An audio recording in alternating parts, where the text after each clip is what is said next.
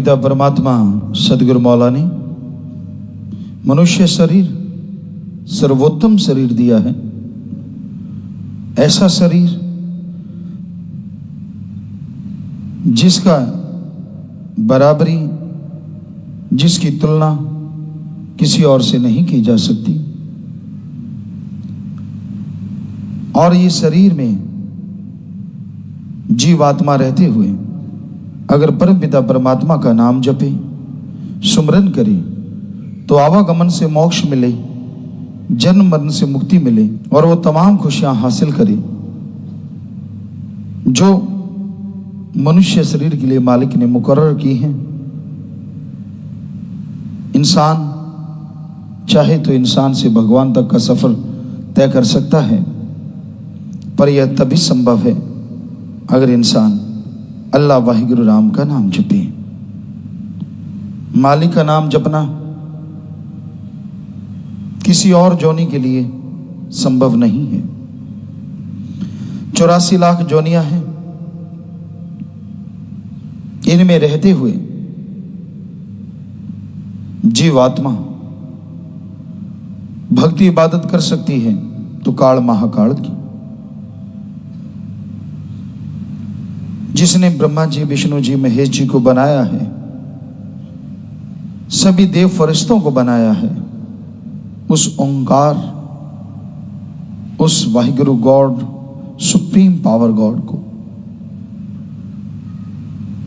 सिर्फ और सिर्फ मनुष्य ही देख सकता है, मनुष्य ही उसकी भक्ति कर सकता है और किसी के लिए संभव नहीं है।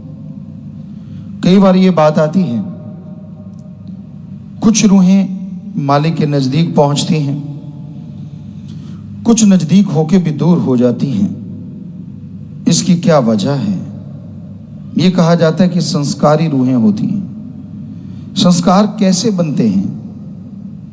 क्योंकि और जन्म में तो मालिक की भक्ति हो ही नहीं सकती। और जन्म में भक्ति हो सकती है, ये संभव है। आपको बोला काल महाकाल त्रिलोकी नाथ की भक्ति, पर कोई भी जीवात्मा किसी भी शरीर में रहते हुए पिछले जन्मों में अगर भक्ति करती है, चाहे वो त्रिलोकी नाथ की ही क्यों ना हो, पर वो जीवात्मा तो यही सोच के करती है कि मेरा मालिक है, परमपिता परमात्मा है। क्योंकि सभी पक्षी, सभी पशु, सभी पेड़ पौधों में ऐसा नहीं पाया जाता। तो जो भी उन जोनियों में रहती हुई आत्मा मालिक की भक्ति करती, चाहे वो काल महाकाल की ही क्यों ना हो, तो उस भक्ति का अच्छा फल उसके संस्कारों में लिख दिया जाता है। तो जन्मों जन्मों की गई भक्ति अच्छे संस्कार कहलाते हैं और वो जीवात्मा मालिक के अति करीब पहुंचती है।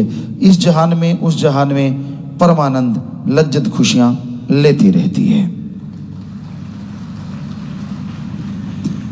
और कई बार होता है, इंसान ऐसा लगता बड़ी सेवा करता है, परमात्मा का नाम भी जपता है, लेकिन बाद में वो आदमी इतना भटक जाता है, इतना दूर चला जाता है कि सत्संग में नहीं आता। लोगों को राह दिखाने वाला कि मेरे को चमत्कार होता है, कदम कदम पे मालिक मुझे बताता है, ये है, वो है, फलां है, और बाद में उसका पता ही नहीं चलता। वो इंसान भगवान को तुच्छ समझने लगता है। तो ऐसे लोगों के भी संचित कर्म होते हैं और इस जन्म के भी कर्म। संचित कर्म उन शरीरों में रहते हुए वो पाप कर्म में लगे रहते हैं। कोई भक्ति नहीं करना, समय गुजारते जाना। इंसान सोचता है ऐसे कैसे संभव है ऐसा संभव। पक्षियों की जोनी में आए, कीड़े मकोड़े खत्म कर दिए और किसी के अंडे फोड़ दिए, क्योंकि पक्षियों में, पशुओं में भी ईर्ष्या पाई जाती है। किसी को जीने नहीं दिया, उसको पीछे लग गए, चोटें पहुंचाई, दर दर भटकाते रहे, तो वो संचित कर्म उनके बुरे जुड़ जाते हैं।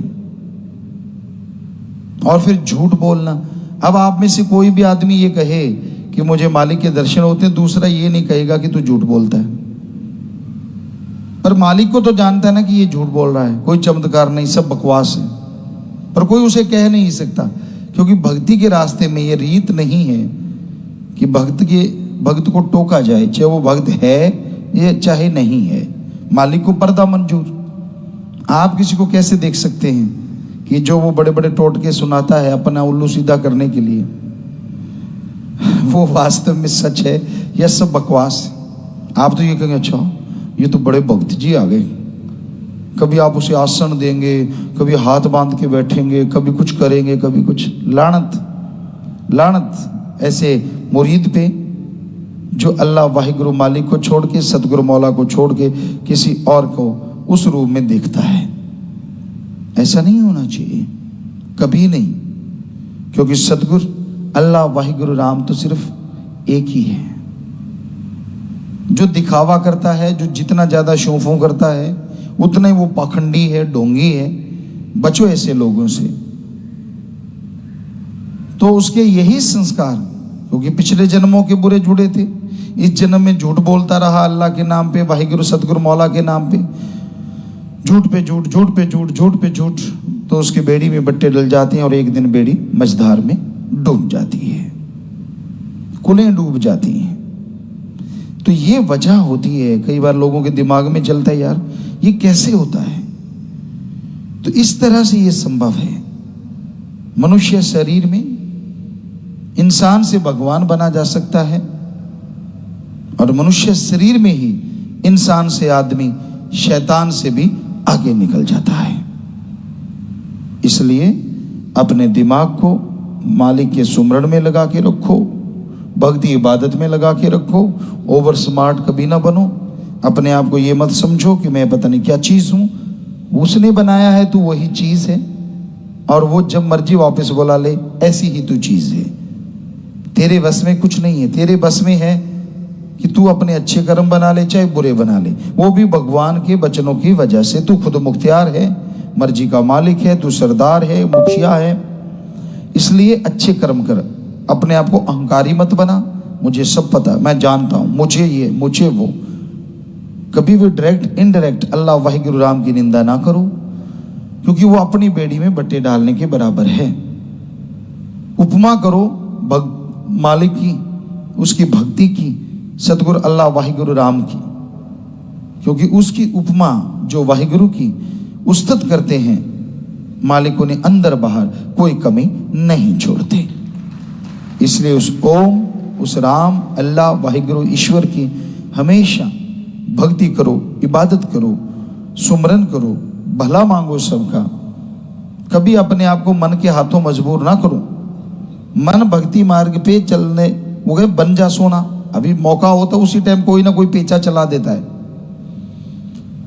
पतंग उड़ाया करते थे हम लोग, राजस्थान के उस एरिया में कोई पतंग उड़ाना नहीं जानता था। 1972-73 की बात है। तो हम पंजाब में आए, देखा लोग पतंग उड़ा रहे हैं, एक दो को बनाते देखा। मालिक ने रहमत की, हमने भी जाके वहाँ पतंग बनाए। सारा गांव इकट्ठा हो गया, ये क्या बन रहा है, और उससे उड़ाया गया। तो फिर तो गांव में पूरा शोर मचा कि ये क्या चीज़ है जो उड़ रही है। तो कहने का, और फिर उसमें बच्चे उड़ाना सीख गए, फिर पेचा डालते, एक दूसरे का पतंग कट जाता।